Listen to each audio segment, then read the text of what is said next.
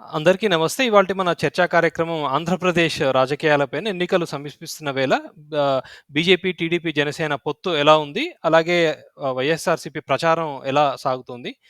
వీటన్నిటిపైన మనకు విశ్లేషణ అందించడానికి నరసింహరావు నారపు గారు రాజకీయ విశ్లేషకులు ఉన్నారివాళ.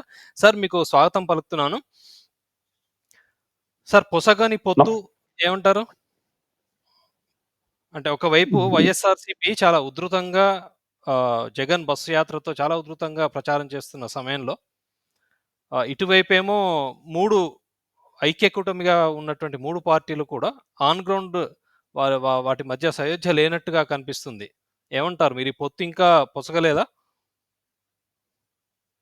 అంటే ఇక్కడ మనం 2-3 విషయాల్ని విశ్లేషణ చేయాల్సినటువంటి అవసరం ఉంది. ఆంధ్రప్రదేశ్కి సంబంధించినంత వరకు తెలుగుదేశం, జనసేన, బీజేపీకి సంబంధించినటువంటి పొత్తు. మొదటిదేమో పొసగలేదు అంటే ఇంకా ఈ రోజుకి సరిగా ఈరోజు ఏప్రిల్ 13, సరిగా ఇంకొక మే 13 అంటే ఒక నెల రోజుల్లో ఎన్నికలకు సంబంధించినంత వరకు పోలింగ్కి ఇంకో నెల రోజులు ఉంది. నెల రోజుల సమయం ఉంది కాబట్టి ఒక 15-20 రోజుల పాటు వాళ్ళు కష్టపడి పని చేస్తే ఆశించిన ఫలితాలు వచ్చేటువంటి ఆస్కారం ఉంది. భారతీయ జనతా పార్టీకి సంబంధించినంత వరకు వాళ్ళ స్టార్ క్యాంపెయినర్లు నరేంద్ర మోడీ కానివ్వండి, అమిత్ షా కానివ్వండి, నడ్డా కానివ్వండి, లేకపోతే మిగిలినటువంటి వాళ్ళు ఎవరైనా కూడా రేపు ఏప్రిల్ 26న ఒక ఫేస్ ఎలక్షన్స్ అయిపోతాయి.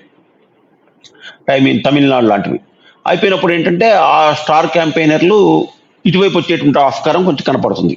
అంటే ఫర్ ఎగ్జాంపుల్ మనకు ఎక్కువగా ఇప్పుడు మనకు భారతీయ జనతా పార్టీకి సంబంధించినంత వరకు సౌత్ ఇండియాలో అంటే సూపర్ స్టార్ అంటే అన్నామలై. అతను అన్నామలై కూడా ఒక వారం 10 రోజుల పాటు ఆంధ్రాలో పర్యటిస్తాడు అనేటువంటి వార్తలు వస్తున్నాయి. అంటే మీన్ ఇది ఏ మేరకు ఎన్నికల ఫలితాలను ప్రభావితం చేస్తుంది అనేటువంటి విషయాన్ని మనం వేచి చూడాలి. కానీ బట్ అతను ఒక మీడియాలో, సోషల్ మీడియాలో అతను ఒక టైగర్ మనం చూస్తున్నంత వరకు. దాన్ని మనం అయితే అంగీకరించాలి. దాని ఓట్ల రూపంలోకి ఎంతవరకు వస్తుంది అనేటువంటి విషయం సెకండరీ. వీళ్ళందరూ వస్తారు కాబట్టి దాని ఫలితం ఎట్లా ఉంటుంది అనేటువంటిది. దట్టు వీళ్ళు వచ్చేది ఏంటంటే మోస్ట్లీ 90% బీజేపీ పోటీ చేసేటువంటి స్థానాలకే వస్తారు. ఓకే, ఇన్ జనరల్ గా అంటే వాళ్ళు బీజేపీ పోటీ చేసేదే 10 అసెంబ్లీలు, 6 పార్లమెంట్లు. రాత్రి విజయవాడలో ఇంకో కోర్ కమిటీ మీటింగ్ అయిపోయింది. దాంట్లో కూడా ఉండి, అనపర్తి, నరసాపురం, తర్వాత తంబలపల్లికి సంబంధించినటువంటి ఒక చర్చ జరిగింది అని మనం ఈరోజు మీడియా ద్వారా తెలుసుకున్నాం. కాబట్టి ఇంకా కొంచెం సీట్లకు సంబంధించినటువంటి దాంట్లో కొంత గందరగోళం అయితే ఉంది. రాబోయే వారం 10 రోజుల్లో ఈ గందరగోళానికి, అనిశ్చితికి తెరపడుతుందని మనం భావిద్దాం. ఇంకా నెక్స్ట్ ఇంకొక పార్టీ ఏంటంటే పొసగని పొత్తు.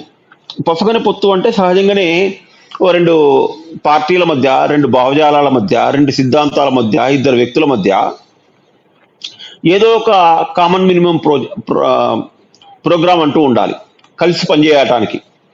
అది లేనప్పుడు ఎడమహం పొడమహం లాగానే ఉంటారు. దీనికి కారణం ఏంటంటే మనం తెలుగుదేశాన్ని చూసుకున్నట్లయితే 1985 నుంచి ఏదో ఒక సందర్భంలో బీజేపీతో పొత్తు పెట్టుకోవటము, విడిపోవటము, మళ్ళీ అవసరానికి కలవటము, మళ్ళీ విడిపోవటం జరుగుతుంది. కానీ 2018లో ఎన్డీఏ నుంచి టీడీపీ విడిపోయినప్పుడు వాళ్ళ దగ్గర ఒక ద్వేషపూరితమైనటువంటి వాతావరణంలో విడిపోయారు.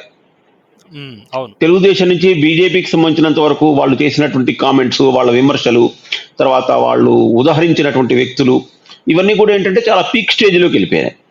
తర్వాత 2018 నుంచి 2024 వరకు కూడా భారతీయ జనతా పార్టీకి సంబంధించినంత వరకు అగ్రనాయకులందరూ కూడా భవిష్యత్తులో మనం బీజేపీతో తెలుగుదేశం పార్టీతో ఏ విధమైనటువంటి పొత్తు ఉండదనేటువంటి సంకేతాలు తన క్యాడర్కి ఇచ్చారు. పైపెచ్చు పొత్తు పెట్టుకుంటే చంద్రబాబు నాయుడు తన సహజ గుణమైనటువంటి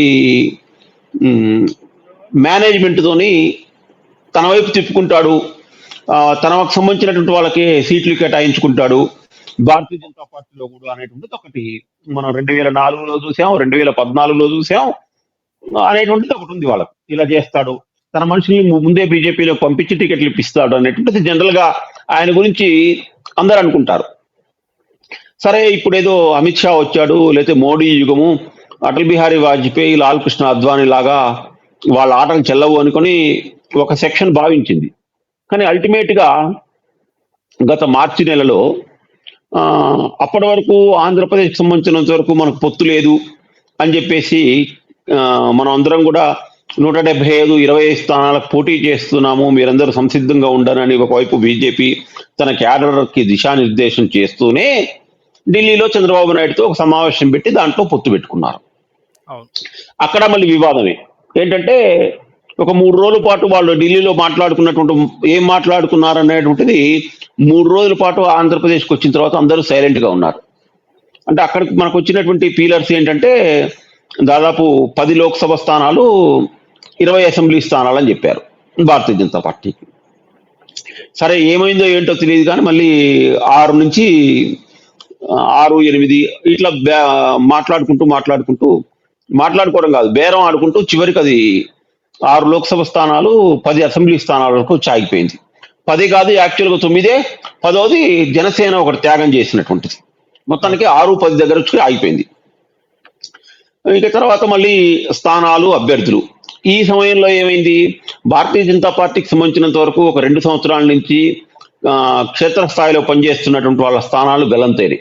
ఉదాహరణకు విశాఖపట్నానికి సంబంధించినంత వరకు జీవీఎల్ నరసింహారావు గత 2 సంవత్సరాల నుంచి అతను విశాఖపట్నం కేంద్రంగా పనిచేస్తున్నాడు. తనకు ఉన్నటువంటి రాజ్యసభ నిధులని ఆయన ఉత్తరప్రదేశ్కి సంబంధించినటువంటి దగ్గర నుంచి ప్రాతినిధ్యం వహిస్తున్నప్పటికీ కూడా ఆయన విశాఖపట్నానికి కొంచెం ఆ రాజ్యసభకు సంబంధించినటువంటి నిధులను వెచ్చించి అతను రోజు ఉదయం పూట వాకర్స్ను కలుసుకోవడము, మధ్యాహ్నం ఒకరిని కలుసుకోవడము, సాయంత్రం మొత్తానికైతే ఒక షెడ్యూల్ ప్రకారం ఒక 2 సంవత్సరాల నుంచి పనిచేస్తున్నాడు.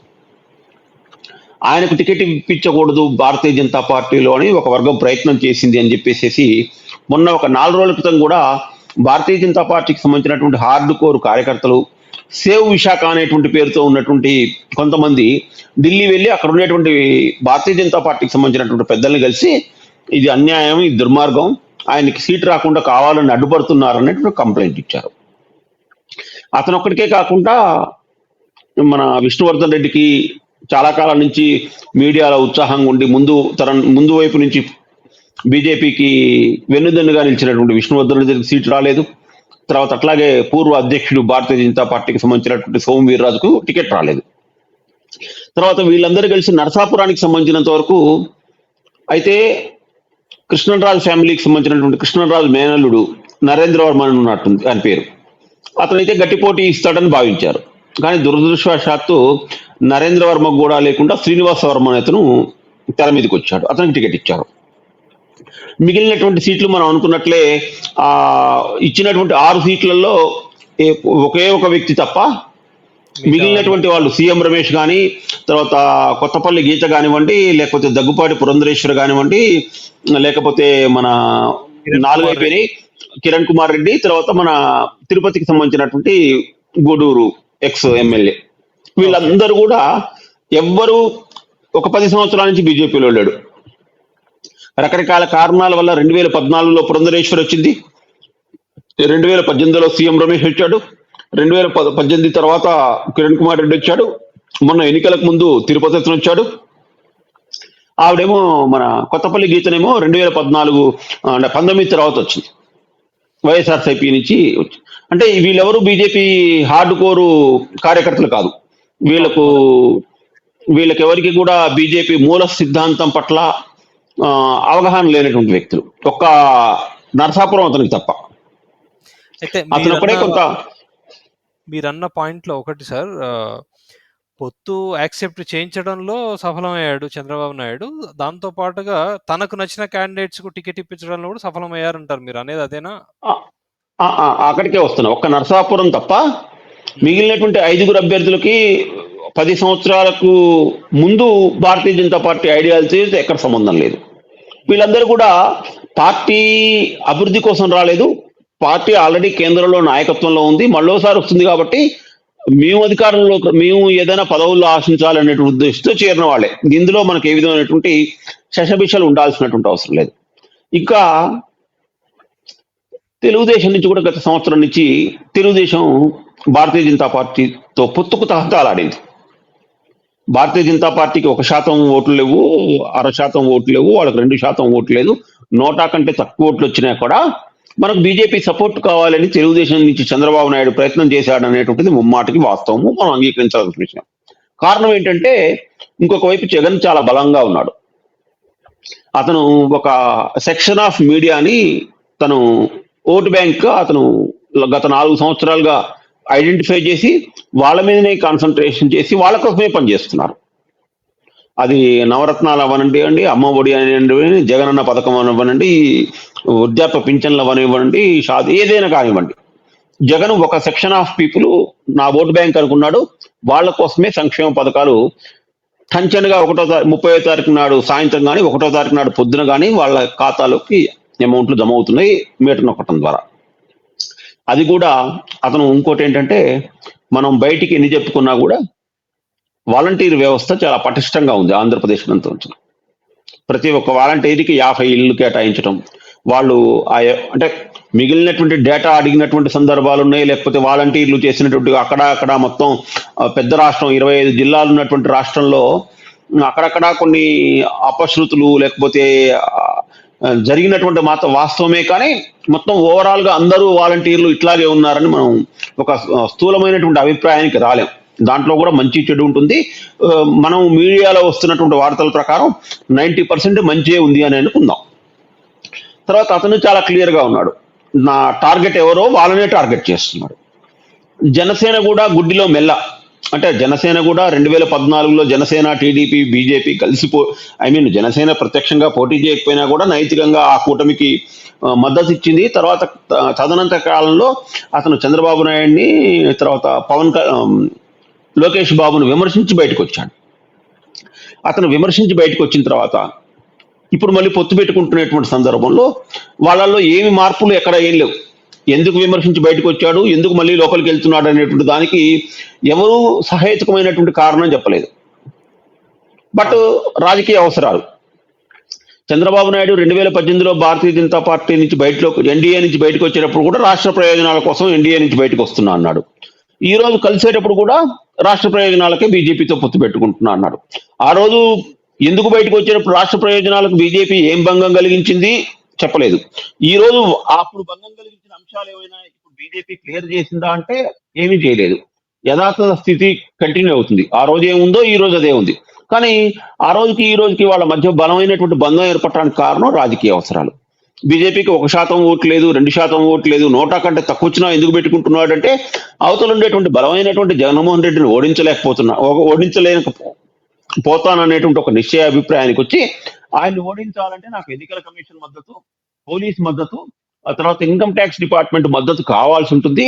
ఆ మద్దతు ఉన్నటువంటి భారతీయ జనతా పార్టీ నా పక్కన ఉంటే నేను జగన్ని ఓడిస్తాను అనేటువంటిది అదొక అతనికి ఉండేటువంటి ఒక నమ్మకం, అభిప్రాయం. అయితే మరి భారతీయ జనతా పార్టీ ఈడీ చేతిలో ఉండి, ఐటీ చేతిలో ఉండి, సిబిఐ చేతిలో ఉండి, అన్ని చేతిలో ఉన్నా కూడా కర్ణాటకలో ఓడిపోయింది, తర్వాత చాలా రాష్ట్రాల్లో, పశ్చిమ బెంగాల్లో ఓడిపోయింది, తెలంగాణలో ఓడిపోయింది, చాలా రాష్ట్రాల్లో ఓడిపోతుంది అని ఈ లాజిక్ ని మాత్రం ఆంధ్రప్రదేశ్లో అతను అప్లై చేసుకోలేకపోవడం అనేటువంటిది దురదృష్టకరం. ఇక ఈ పొత్తు పెట్టుకున్న దగ్గర నుంచి చూసినట్లయితే తెలుగుదేశంలోనే అసలు ఫస్ట్ మొదట వాళ్ళు ఎక్స్పెక్ట్ చేయనటువంటి విషయాలు మనం తెలుగుదేశం గురించి మాట్లాడుకుందాం. పెద్ద పార్టీ కాబట్టి మనం ఉండి నియోజకవర్గం ఉంది, వెస్ట్ గోదావరి జిల్లాలో నరసాపురం దగ్గరలో ఉంటుంది. 1983 నుంచి 2019 వరకు తెలుగుదేశం పార్టీ ఓడిపోయింది ఒకే ఒక్కసారి. 2004లో ఓడిపోయింది. ఈ మిగతా 40 సంవత్సరాల పాటు జరిగినటువంటి ప్రతి ఎన్నికల్లో కూడా, అసెంబ్లీ ఎన్నికల్లో తెలుగుదేశం పార్టీ గెలిచినటువంటి సీట్ అది ఉండి. కానీ ఈ రోజు ఏం చేస్తున్నాడు, అక్కడ ఇద్దరు వ్యక్తులు, ఒకరు రామరాజు, ఇంకొతను శివకృష్ణరాజు, అతను రాజే. ఈ ఇద్దరు వ్యక్తులకు సంబంధించినటువంటి ఆధిపత్య పోరు చాలా తీవ్రంగా ఉంది. ఆ తీవ్రంగా ఉండటం కోసం ఏం చేస్తున్నాడు చంద్రబాబు నాయుడు, రఘురామకృష్ణరాజుని తెర మీదకి తీసుకొచ్చాడు. అతను రాజే. తెర మీదకి తీసుకొచ్చిన తర్వాత రఘురామకృష్ణరాజు టాక్ వీల్లేదు, నేను ఈ వీళ్ళిద్దరి మధ్యలో గొడవలో నేను పోటీ చేయను, వాళ్ళిద్దరూ నాకు వ్యతిరేకంగా పోటీ చేస్తే నేను ఓడిపోయేటువంటి అవకాశం ఉంది, నేను లోక్సభకు అయితే నేను పోటీ చేస్తాను అని చెప్పేసి అతను భీష్మించుకుని కూర్చున్నాడు. మరి వాళ్ళ మధ్య ఏ ఒప్పందాలు జరిగాయో మనకు తెలియదు. కానీ ఇప్పుడు మనం నిన్న జరిగినటువంటి కోర్ కమిటీ సమావేశాల్లో అతను రిక్వెస్ట్ చేసింది ఏంటంటే, అనపర్తి సీట్ని మీరు మాకివ్వండి, దానికి బదులుగా మీరు చిత్తూరు జిల్లాలో తంబెల్లపల్లి ఇస్తాను,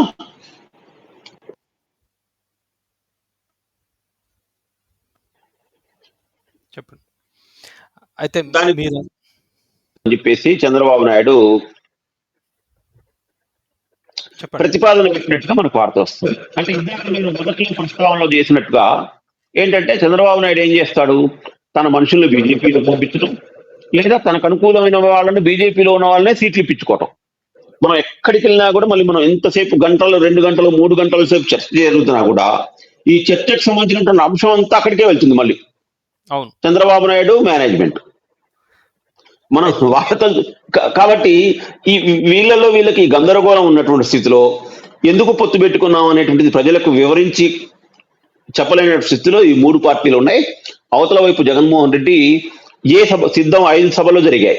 తర్వాత ఇప్పుడు బస్సు యాత్రలో జరుగుతున్న సమయంలో ఏం చేస్తున్నాడంటే, నన్ను ఓడగట్టడానికి చంద్రబాబు నాయుడు, ఆయన దత్తపుత్రుడు పవన్ కళ్యాణ్, ఢిల్లీలో ఉండేటువంటి ఫ్రెండ్ బీజేపీ, ఈ ముగ్గురున్నారు. వీళ్లకు రాధాకృష్ణ, టీవీ5, రామోజీరావు తోడయ్యారు. వీళ్ళ మొత్తం 6గురికి బ్యాక్ అండ్ సపోర్టు నా 2 చెల్లెల్ని లాగారు అని చెప్పేసి అతను ప్రచారం చేస్తున్నాడు. ఇది ఏమవుతుందంటే వాళ్ళ వాళ్ళ 6గురు నా మీద ఫైట్ చేస్తున్నారు, లేదా వాళ్ళ 8 మంది నా మీద ఫైట్ చేస్తున్నారు, నేను ఒక్కడే వస్తాను అని చెప్పి ఒక్కడే వస్తున్నాను, అది మీకోసం, నన్ను ఓడిస్తే మీకు పథకాలు రావు. చంద్రబాబు నాయుడు ఇంతకాలం ఎప్పుడైనా పథకాలు ఏమైనా అతను అనుకున్నటువంటి పథకాలు ఇచ్చాడా, అతను ఏదైనా సక్సెస్ఫుల్ గా చేశాడా, మీరే ఆలోచించుకోండి అని అతనికి ప్రజలకు చెప్తున్నాడు. నాకు అర్థమైన విషయం ఏంటంటే, ఇది బిలో మిడిల్ క్లాస్ పీపుల్ కి ఈ మాటలు చాలా హత్తుకుండేటట్లుగా ఉన్నాయేమో అనిపిస్తుంది.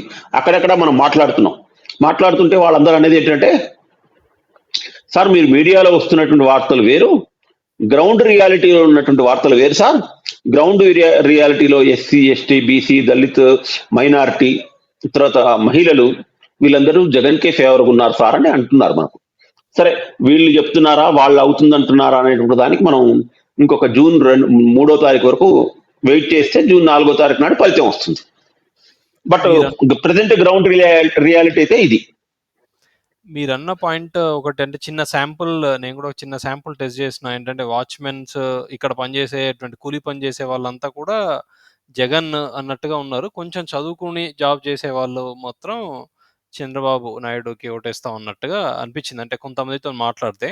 అయితే మీరన్న ఈ అనపర్తి మళ్ళీ అగైన్ సార్ ఒక క్వశ్చన్ ఏంటంటే, దాని మీద ఆల్రెడీ బీజేపీకి సంబంధించినటువంటి క్యాండిడేట్, కోర్ కార్యకర్త, ఎక్స్ ఆర్మీ మ్యాన్, ఆయన ఆల్రెడీ ప్రచారం చేస్తున్నాడు.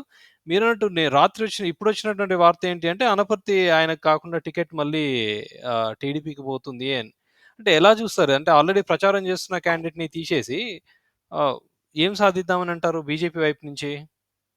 బీజేపీ కాదు, అసలు మామూలుగానే చర్చలు జరుగుతున్న సందర్భంలో సీట్లకు సంబంధించినటువంటి పంపకాలు జరుగుతున్నటువంటి సమయంలో ఎవరు ఏ స్థానంలో పోటీ చేయాలనుకున్నప్పుడు బీజేపీ దగ్గరైనా, టీడీపీ దగ్గరైనా, జనసేన దగ్గరైనా ఒక డేటా ఉండాలి. ఆ డేటా ఏంటంటే, గతంలో ఎప్పుడైనా మనం ఆ స్థానంలో పోటీ చేసామా, పోటీ చేసినట్టయితే మనకు వచ్చినటువంటి ఓట్లు ఎన్ని, మనం ఏ స్థానంలో ఉన్నాం, లేదు అసలు ఇంతకుముందు పోటీ చేయలేదు, ఇప్పుడు మనం కొత్తగా అడుగుతున్నటువంటి స్థానం అయితే సంస్థాగతంగా మనం ఎక్కడెక్కడ స్ట్రాంగ్ గా ఉన్నాం, ఆ 2 పక్షాలని ఒప్పించాల్సినటువంటి బాధ్యత ఆ కొత్తగా స్థానం అడిగే పార్టీది. మనం ఎక్కడ స్ట్రాంగ్ ఉన్నాం, ఎందుకు అడుగుతున్నాం అనేటువంటిది ఈ లాజిక్ 3 పార్టీల దగ్గర ఉండాలి. దురదృష్టవశాత్తు ఏమైందంటే, వీళ్ళకు ఒక లక్ష్యం లేదు. వీళ్ళకు ఒక లక్ష్యం లేకుండా పొత్తు పెట్టుకున్నప్పుడు ఏమైతుంది, జగన్ లక్ష్యం ఏంటి, చంద్రబాబు నాయుడు లక్ష్యం ఏంటి, నాకు జగన్ నా పక్క, పవన్ కళ్యాణ్ నా పక్కన ఉన్నా నాకు బలం సరిపోదు, బీజేపీ ఉంటే మాత్రమే నేను గెలుస్తాను, జగన్ని గెలుస్తాను కాదు జగన్ని ఢీగొట్టగలుగుతాను. దేనికంటే బీజేపీ చేతిలో ఎలక్షన్ కమిషన్ ఉంటుంది, బీజేపీ చేతిలో ఐటీ ఉంటుంది, బీజేపీ చేతిలో ఈడీ ఉంటుంది, బీజేపీ చేతిలో సిబిఐ ఉంటుంది. ఇవి నాకేవో సపోర్టు అనేటువంటిది అనుకున్నాడు తప్ప, అతను ఎన్నికలకు సంబంధించినటువంటి పోల్ మేనేజ్మెంటు, ఎలక్షన్ మేనేజ్మెంటు, సీట్ల సర్దుబాటు, తను ఒక సీట్ ఇచ్చేటప్పుడు ముందు వాళ్ళని పిలిపించి వాళ్ళు మాట్లాడి, ఉదాహరణకు మనం పిఠాపురం తీసుకుందాం. పవన్ కళ్యాణ్ లాంటి చరిష్మా ఉన్నటువంటి వ్యక్తికి పిఠాపురం అనుకున్నారు. పవన్ కళ్యాణ్ ఒక సినిమా నటుడు, మంచి చరిష్మా ఉంది వ్యక్తిగతంగా. దాన్ని మనం అంగీకరించాల్సిన విషయం. పవన్ కళ్యాణ్ సినిమా నటు అంత పెద్ద స్టార్డమ్ ఉన్నటువంటి వ్యక్తికి పిఠాపురం ప్రకటించేటప్పుడు ఒక వారం రోజుల ముందు దానికి ఒక ఎక్సర్సైజ్ చేసి ఉండాలి చంద్రబాబు నాయుడు. ఆ వర్మ అనేటువంటి వ్యక్తిని పిలిచి, బాబు నువ్వు చాలా ఫైటర్వి నాకు తెలుసు, ప్రస్తుతానికి మనం సీట్ల సర్దుబాటు కోసం మనం చంద్రబాబు నాయుడు మన పవన్ కళ్యాణ్కి సీట్ ఇస్తున్నాను, నువ్వు ఈ టర్మ్ సైలెంట్ గా ఉండు, నీకు సీట్ ఇవ్వట్లేదు, నువ్వు అవసరమైతే నీకు సంబంధించినంత వరకు నేను తర్వాత నిన్ను ఎట్లా ఏం చేయాలి, నిన్నెక్కడ మన అడ్జస్ట్ మ్యాచ్ చేయాలి, నీకు ఎక్కడ అడ్జస్ట్ చేయాలనేటువంటిది నీ బాధ్యత నాది అని ముందే చెప్పినట్లయితే బాగుండేది. ఈ విషయంలో మనం పొగడకూడదు కానండి, జగన్మోహన్ రెడ్డి ఒక 3 నెలల ముందే నియోజకవర్గాలకు సంబంధించినటువంటి ఇన్ఛార్జీలను మార్చేశాడు. వాళ్ళలో ఇష్టం ఉన్న వాళ్ళు ఉన్నారు, పోయిన వాళ్ళు పోయారు. కానీ పార్టీలో ఉండే అసంతృప్తిగా ఉన్న వాళ్ళు లేరెవరు. ఇష్టం లేని వాళ్ళు బయటికి వెళ్ళిపోయారు ఆ రోజే. దాదాపు సుమారుగా తెలుగుదేశంలో 10 మంది చేరినట్లుంది, జనసేనలో 2-3 చేరారు, బీజేపీలో 1-2 చేరారు, కాంగ్రెస్ 4-5 జాయిన్ అయినట్టుంది. 15-20 మందికి అయితే మొత్తానికైతే జగన్ సీట్ల మీద అసంతృప్తి ఉంది, వాళ్ళు వేరే పార్టీలోకి వెళ్ళిపోయారు. ఉన్నవాళ్ళు సైలెంట్ అయిపోయారు. కానీ తెలుగుదేశం, బీజేపీ, టీడీపీ కూటమి, మన జనసేన కూటమిలో ఈ వాతావరణం ఇప్పుడు వాళ్ళు పొత్తు పెట్టుకుని మార్చి 8వ తారీఖు నాడు అనుకుంటా, నాకు గుర్తుంది, 8, 9, 10 తారీఖులలో చంద్రబాబు నాయుడు ఢిల్లీలో ఉండి పొత్తు పెట్టుకున్నాడు. 1 మంత్ అయిపోయింది. ఇవాళకి కూడా మనకు ఆ నియోజకవర్గంలో నిన్ననే పోతిన మహేష్ అనబడేటువంటి వ్యక్తి విజయవాడ నుంచి పవన్ కళ్యాణ్ వైఖరిక నిరసన రాజీనామా చేసి వేరే పార్టీలోకి వెళ్ళాడు, వైఎస్ఆర్సీపీలోకి వెళ్ళాడు. అంటే ఇలాంటివి ఇంకా కంటిన్యూ అవుతున్నాయి. ఇప్పుడు ఉండి కూడా అదే. ఇక అనపర్తికి సంబంధించినంత వరకు వచ్చినట్లయితే బీజేపీ ఇచ్చినటువంటి 10 సీట్లలో హార్డ్ కోర్ కు సంబంధించినటువంటి వరకు ఆయన ఒక 4 ఇచ్చారు ఈసారి 10లో. ఆ 4లో ఇతను ఒకడు. ఇక్కడికి కూడా మళ్ళీ దోబూచులాట. అసలు యాక్చువల్గా తీసుకునేటప్పుడే ఆ సీట్ తీసుకోకూడదు. దేనికంటే అక్కడ బీజేపీకి ఉండేటువంటి బలం పెద్దగా లేదు. అక్కడ మనం ఎవరం ఏమనుకున్నా అనుకోకపోయినా అనపర్తి అనేటువంటిది రాజశేఖర రెడ్డి ఉన్నప్పటి నుంచి కూడా అది కాంగ్రెస్ పార్టీకి మంచి హోల్డ్ ఉన్నటువంటి సీటు. నాకు గుర్తున్నంత వరకు 2009లో ఉండవల్లి అరుణ్ కుమార్ రాజమండ్రి పార్లమెంట్ పరిధిలోకి వస్తుంది అనపర్తి. ఉండవల్లి అరుణ్ కుమార్ అన్ని చోట్ల, అన్ని లోక్సభ అన్ని అసెంబ్లీ స్థానాల్లో ఆయనకు మెజారిటీ తక్కువ వచ్చింది. తక్కువ వచ్చి కేవలం అనపర్తిలో వచ్చినటువంటి మెజారిటీతో అతను ఎంపీ అయ్యాడు. అక్కడ కొంత ఒకటేంటంటే రాజమండ్రికి చాలా దగ్గరలో ఉంటుంది అనపర్తి. అది పైగా అక్కడ రెడ్డి కమ్యూనిటీ ఎక్కువగా ఉండేటువంటి నియోజకవర్గం. ఇప్పుడు సీట్ అడుగుతున్నటువంటి వ్యక్తి కూడా నల్లమిల్లి రామకృష్ణారెడ్డి కూడా గతంలో అతను ఎమ్మెల్యేగా పనిచేశాడు, మంచి అనుభవం, మంచి ఫైటర్ అతను కూడా. అంత పెద్ద వ్యక్తి గురించి అసలు కావాల్సినటువంటి వ్యక్తికి చంద్రబాబు నాయుడు సీటు వదులుకోవటమే తప్పు, బీజేపీ ఆ సీటు అడగటం తప్పు. ఇదేదో చర్చలు మొదటే చేసుకుని అనపర్తి సీటు తెలుగుదేశానికి ఇచ్చి ప్రత్యామ్నాయంగా బీజేపీ తను ఇంకెక్కడైనా అవసరమైతే విజయవాడ సెంట్రల్ అడగాల్సింది, గుంటూరు అడగాల్సింది, ఇవేవి అడగలేదు. బీజేపీ గతంలో గెలిచినటువంటి సీట్లో చాలా మిస్ అయ్యాయి. ఇవన్నీ అడగకుండా అతను సీట్ అడిగి, ఇప్పుడు అతను తర్వాత ఇంకో వార్త ఏం వచ్చింది, మనం ఎవరిని పోటీ చేయించాలి అక్కడ పురంధరే అంటే ఇది నేను అఫీషియల్ న్యూస్ కాదు, బట్ నేను చదివిన వార్త, విన్న వార్త. ఈ నల్లమల్లి రామకృష్ణారెడ్డి గారిని కూడా పురంధరేశ్వరి అప్రోచ్ అయ్యి, మీరు తెలుగుదేశానికి రాజీనామా చేసి మా దగ్గరికి రండి, బీజేపీ అభ్యర్థిగా పోటీ చేయండి అని చెప్పేసి అడిగారట. ఇంతకంటే దుర్మార్గమైనటువంటిది, ఇంతకంటే దారుణమైనటువంటి విషయం ఇంకోటి ఉండదు. మనం బీజేపీకి సంబంధించినంత వరకు ఇప్పుడు వస్తున్న వార్త ఏంటి అంటే, అదే ఆయన భార్యను బీజేపీలో జాయిన్ చేయించి పోటీ చేయించాలా అన్నట్టుగా మీరు అన్న దానికి ఇంకొక న్యూస్ అన్నట్టు ఇది. నల్లమిల్లి రామకృష్ణారెడ్డి గారి భార్యను బీజేపీలో జాయిన్ చేయించి బీజేపీ టికెట్ మీద పోటీ చేయించాలా అన్నట్టుగా కూడా వార్తలు వస్తున్నాయి. ఎంతవరకు నిజం అనేది ఆయన ఆ రోజే ఒక 15 రోజుల క్రితమే ఆయన సున్నితంగా తిరస్కరించాట. అవునవును, మేడం నేను ఇలాంటి పని చేయనండి, నేను తెలుగుదేశంలోనే ఉంటాను, ఓడినా గెలిచినా అన్నట్ట. పాపం అతనికి మనం చేతులెత్తి నమస్కారం పెట్టాలి. కనీసం ఈ స్థితిలో ఉన్న కొంచెమైనా విలువలు ఉన్నందుకు, విలువలు పాటిస్తున్నందుకు. అవునులేండి. మనం ఖచ్చితంగా మనం ఈ విషయంలో అతన్ని అభినందించాల్సినటువంటి పరిస్థితి. అంటే ఈ రకమైనటువంటి అసలు పరిస్థితి ముందు కూర్చొని 1 రోజు కాదు, 2 రోజులు కాదు, 3 రోజులు కానీ కూలంకషంగా దాని మీద చర్చించుకొని ఎక్సర్సైజ్ చేసుకొని వాళ్ళతో ఒప్పించిన తర్వాత మీడియా ముందుకు వచ్చి ప్రకటించాలి. ప్రకటించి నెల రోజులు అయిన తర్వాత ఇప్పుడు మళ్ళీ మేము మారుస్తామంటాం. అది కొంచెం ఒక ఆప్టిక్స్. సిస్టమేటిక్ ఆర్గనైజేషన్ ఉన్నటువంటి పార్టీకి మాత్రం అది మంచిది కాదు. దానికి ఓట్లు ఎన్ని ఉన్నాయి, సీట్లు ఎన్ని ఉన్నాయి, ఓట్ల శాతం ఎన్ని వస్తాయి, దానికి మెజారిటీ వచ్చిందా అనేటువంటిది విషయం పక్కన పెడితే, వాళ్లకు మన జనసేనకు టీడీపీకి ఈ మార్పులు చేర్పులు ఎట్లున్నా బీజేపీ వరకు మాత్రం ఇది ఒక ఆత్మహత్యా సదృశ్యం అని నేను ఘంటాపదంగా చెప్పగలుగుతా. సార్ ఇంకొక క్వశ్చన్ మీరన్నట్టు అంటే వైఎస్ఆర్సీపీ ఇటు ఈ కూటమి మధ్యలో గనక చూస్తే అంటే మనం తెలంగాణ ఎలక్షన్స్ గనక పరిశీలిస్తే అప్పుడు జరిగింది. కాంగ్రెస్ ఒక క్లియర్ నినాదంతోనే వచ్చింది. మార్పు కావాలి, కాంగ్రెస్ రావాలి అని. అంటే గవర్నమెంట్ ప్రభుత్వానికి వ్యతిరేకంగా మేము మంచి చేయగలము అనే ఒక రకమైనటువంటి నినాదాన్ని ప్రజల్లోకి తీసుకెళ్ళగలిగింది. కానీ ఆంధ్రప్రదేశ్‌లో ఈ కూటమి అంటే టీడీపీ ఆధ్వర్యంలో ఉన్నటువంటి కూటమి ఫెయిల్ అయితుందా అన్నట్టుగా అనిపిస్తుంది. మీరేమంటారు? అంటే ఇప్పుడు యాస్ ఆఫ్ నౌ ఇప్పటి వరకు. తెలంగాణకు ఆంధ్రప్రదేశ్‌కి రాజకీయాల్లో ఉమ్మడి ప్రాంతంలో ఉన్నప్పుడు కూడా భావ సారూప్యత చాలా విషయాల్లో లేదు. ఎట్లా అంటే ఇప్పుడు నేను ప్రజెంట్ మీరు అడిగిన ప్రశ్న గురించి మాట్లాడుకుంటే తెలంగాణలో చంద్రశేఖరరావు 2 టర్ముల అధికారంలో ఉన్నాడు. అతని మీద విపరీతమైనటువంటి కేవలం అహంకారం, రెండోది ఏంటంటే అవినీతి. ఈ రెండు బాగా జనాల్ని ఆయనంటే వ్యతిరేకత ఏర్పడటానికి కారణం అయ్యాయి. జగన్ ఒకటే టర్మ్ అధికారంలో ఉన్నాడు.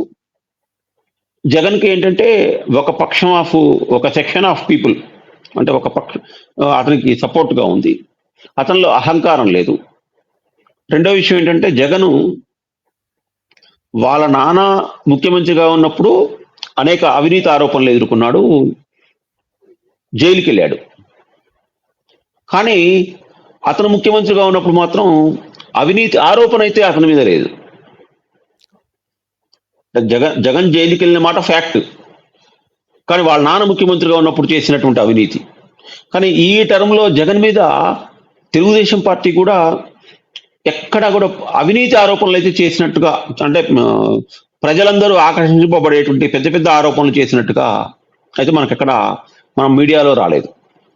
కాబట్టి మనం తెలంగాణలో కేసీఆర్ కను ఆంధ్రాలో జగన్కి ఈ విషయంలో పోల్చడానికి సరైనది కాదనేటువంటిది నా అభిప్రాయం. రెండో విషయం ఏంటంటే ఇక్కడ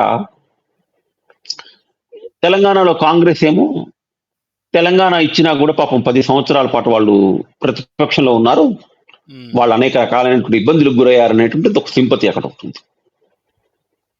ఇక్కడ ఏంటంటే తెలుగుదేశం పార్టీకి సంబంధించినంత వరకు రాష్ట్ర విభజన జరిగిన తర్వాత మొదటి టర్మ్ వాళ్లే అధికారంలో ఉన్నారు. వాళ్ళు ఫెయిల్ అయ్యారు కాబట్టే జగన్ వచ్చాడు. అంటే ఒక జనరేషన్ ఆఫ్ పీపుల్కి ఇక్కడ ఆంధ్రప్రదేశ్కి తెలంగాణకు సంబంధించినటువంటి ఒక జనరేషన్ ఆఫ్ పీపుల్కి కాంగ్రెస్ గవర్నమెంట్ ఎలా ఉంటుందో తెలియదు. బట్ అదే ఆంధ్రప్రదేశ్కి సంబంధించినంత వరకు ఫస్ట్ టర్మ్ వాళ్ళు చేశారు కాబట్టి ఒక జనరేషన్కి తెలుగుదేశం ప్రభుత్వం ఎట్లా ఉంటుందో తెలుసు. ఈ మూడు పార్టీల కూటమే 2014-19. కాబట్టి దీన్ని కంపేర్ చేసుకోవడానికి అవకాశం లేదనేటువంటిది నా అభిప్రాయం. సార్ ఈ టాపిక్ మీద చివరి ప్రశ్న, యాజ్ ఆఫ్ నౌ అంటే ఈ నెల రోజులు అనేది చాలా ఎక్కువ సమయం రాజకీయాల్లో, ఎప్పుడు ఏమైనా జరగవచ్చు. కానీ యాజ్ ఆఫ్ నౌ ఎవరికి ఎడ్జ్ ఉందంటారు ఆంధ్రప్రదేశ్లో? టఫ్ ఫైటా లేకపోతే అవుట్ రైట్ మెజారిటీ వస్తుందంటారా ఎవరికన్నా? అంటే మనకు ఎన్నికలకు సంబంధించినంత వరకు ప్రచారంలో కానివ్వండి, వాళ్ళు మాట్లాడుతున్నటువంటి తీరు కానివ్వండి, టఫ్ ఫైట్నే కనపడుతుంది. మనకు 2014లో టఫ్ ఫైట్ అని కనపడింది, 19లో టఫ్ ఫైట్ అని కనపడింది, 24లో కూడా టఫ్ ఫైట్ అని కనపడుతుంది. 2014లో అంత టఫ్ ఫైట్ ఉన్నా కూడా 3 పార్టీలు కలిశాయి. చంద్రబాబు నాయుడు, నరేంద్ర మోడీ, పవన్ కళ్యాణ్, టీడీపీ, బీజేపీ, జనసేన కలిసినా కూడా జగన్కి దగ్గర 65 స్థానాలు వచ్చాయి. 66, 67, 68 సమ్ ఐ థింక్ 65+. 2019లో ఆయన ఒక సంవత్సరం ఒక టర్మ్ అధికారం నుండి జరిగిన దాంట్లో కూడా మనకు బయటకు టఫ్ ఫైట్గానే కనపడింది. ఎన్నికల ఈ వాతావరణంలో మనం ఇట్లాగే చర్చించుకున్నాం. కానీ జగన్కి ఏకంగా 151 స్థానాలు వచ్చి తెలుగుదేశం 23కు పరిమితం అయింది. ఇప్పుడు కూడా టఫ్ ఫైట్గానే కనపడుతుంది, ఏది ఈజీ కాదు. కానీ ఇక్కడ ఏంటంటే మనం చూడాల్సినటువంటిది ఓటరు 2గా చీలిపోయాడు. అవును. ఇందాక మీరే అన్నారు, ఒకటి అపార్ట్మెంట్లో పనిచేస్తున్నటువంటి వాచ్మెన్లు, తర్వాత రిక్షా పుల్లర్సు, తర్వాత వ్యవసాయ కూలీలు, తర్వాత పరిశ్రమల్లో పనిచేస్తున్నటువంటి కార్మికులు, ఇట్లా చేతి వృత్తుల వాళ్ళు, వీళ్ళని లెక్కేసుకుంటే వీళ్ళందరూ ఒక సెక్షన్లో ఉన్నారు. కొంచెం చదువుకున్న వాళ్ళు, సమాజం పట్ల అవగాహన ఉన్నటువంటి వాళ్ళు, కొంచెం ధనిక వర్గానికి సంబంధించినటువంటి వాళ్ళు, ప్రభుత్వ ఉద్యోగులు మన రాష్ట్రం అభివృద్ధికి నోచుకోవట్లేదు అనేటువంటి ఒక బాధలో ఉన్నారు. అవును. ఇది ఫ్యాక్టే, అది ఫ్యాక్టే. అయితే పోలింగ్ నాటికి వచ్చే వరకులా ఎవరు ఎవరిని డామినేట్ చేస్తారు, ఎవరిది పై చేయి అవుతుంది, ఎవరు ఇప్పుడు జగన్ ఏం చెప్తున్నాడు, మీరు నా కోసం ఆ రోజు మే 13వ తారీఖు నాడు పొద్దున్నే వచ్చి మన పోలింగ్ బూత్కి వచ్చి ఓటేయండి, మీరు అట్లా ఓటేస్తే మళ్ళీ మీకు మీకు పెన్షన్ వస్తుంది, మీకు డబ్బులు వస్తాయి అంటున్నాడు. దీన్ని మెజారిటీ ప్రజలు నమ్ముతారా, లేకపోతే మనకు అభివృద్ధి కావాలి అనేటువంటిది మెజారిటీ ప్రజలు నమ్ముతారా అనేటువంటిది మనం ఒక 1 మంత్ వెయిట్ చేస్తే మనకు దాని అవుట్పుట్ తెలుస్తుంది. ఓకే. సార్ మీకు థ్యాంక్ యూ సో మచ్.